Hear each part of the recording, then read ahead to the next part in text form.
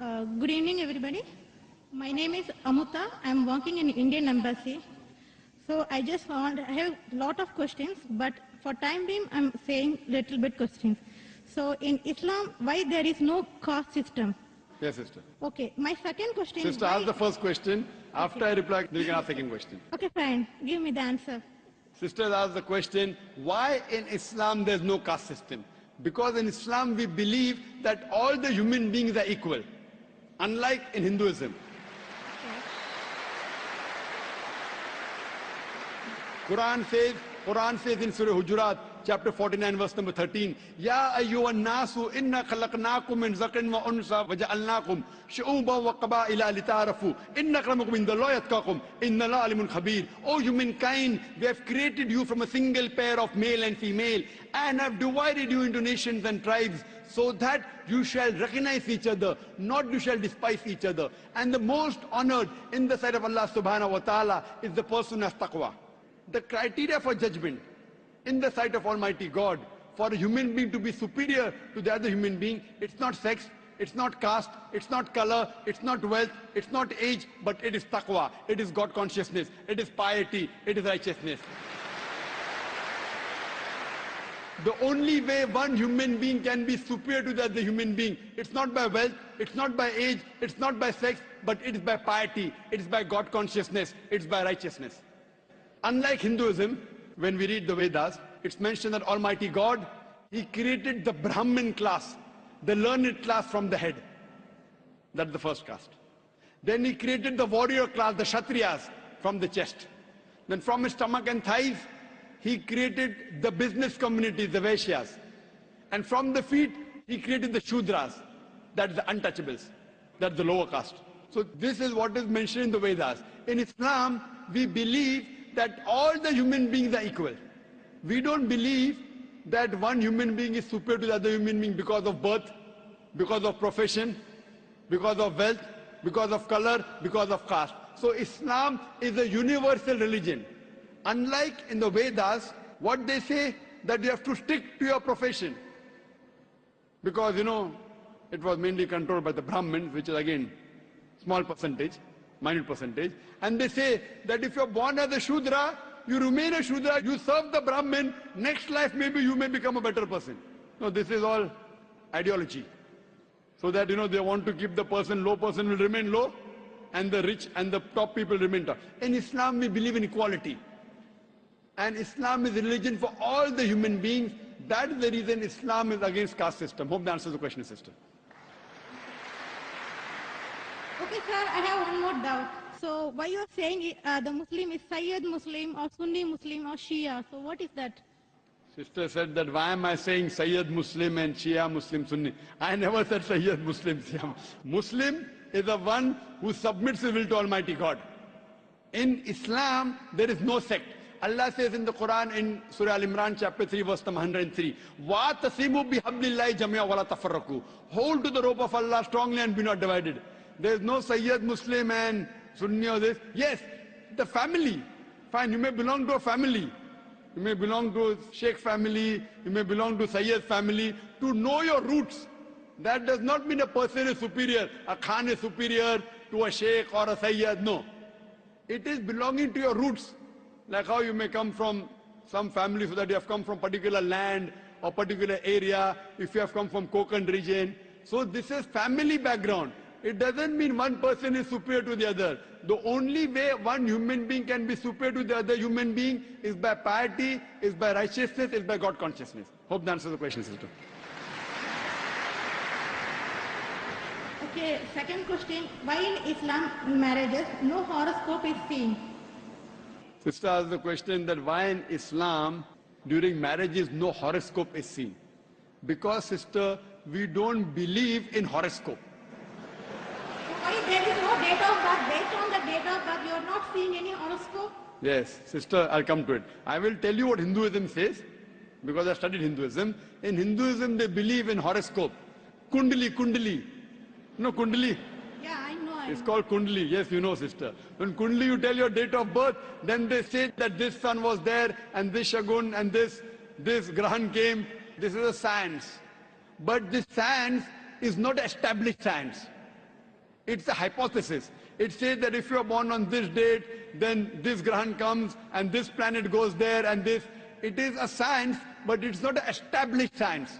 It's not hard science like what we read in our college, biology, physiology, embryology. It is what they believe. It's an assumption. And then they talk about future. Everything what they mention in the Kundali does not come out to be true. We in Islam are against fortune telling. Quran says in Surah Ma'idah, chapter number 5, verse number 90, Ya alladhina amanu, innamal khamru wal maisuru. Oh, you believe, most certainly intoxicant and gambling, wal anzabu wal aslamu, dedication of stones, divination of arrows, rijsum min amali shaitan. These are Satan's handiwork.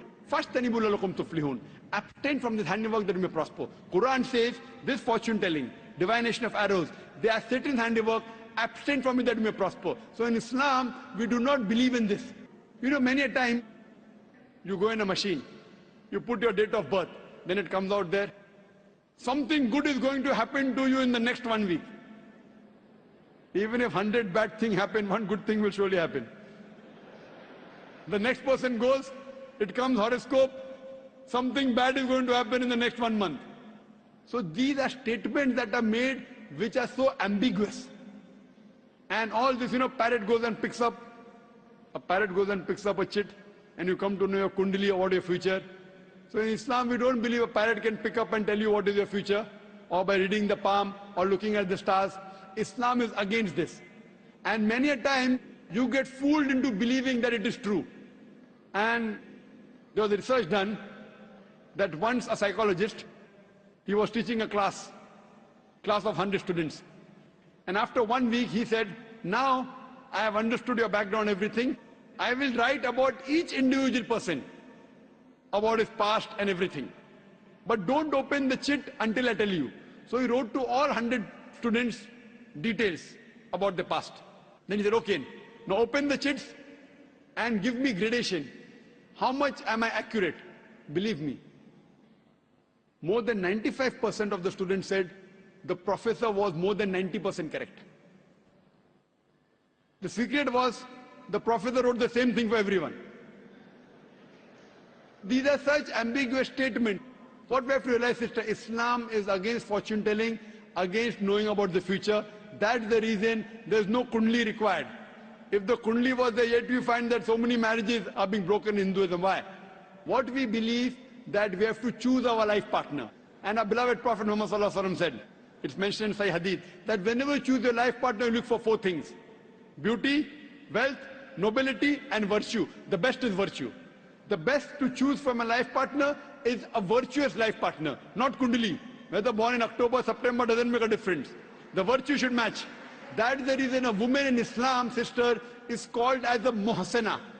Muhsana in Arabic means a fortress against the devil. In other religions, including Hinduism, the woman is referred as an instrument of a devil. In Quran, the woman is referred as a muhsana.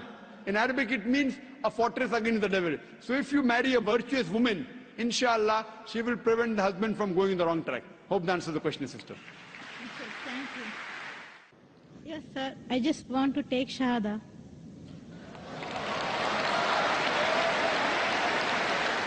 MashaAllah. The sister who asked the question earlier, and I believe you're a Hindu sister?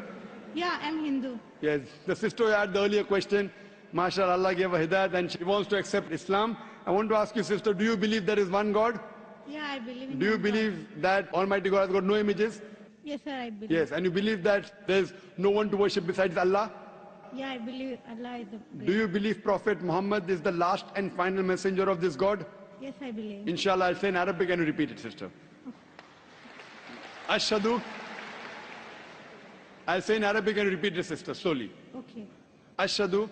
Hashadu Allah. Allah Ilaha. ilaha Illallah. illallah Wa ashhadu. Washadu Anna. Anna Muhammadan. Muhammadan Abduhu. Abdu Wa rasuluhu. wa Wa rasuluhu. Rasulu. MashaAllah, sister.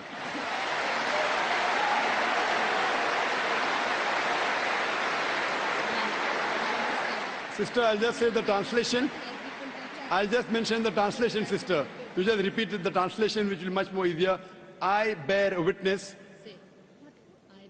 I bear witness I bear witness that that there is no God there is no God but Allah, but Allah, and Prophet Muhammad and Prophet Muhammad is is the messenger the messenger and servant of Almighty God.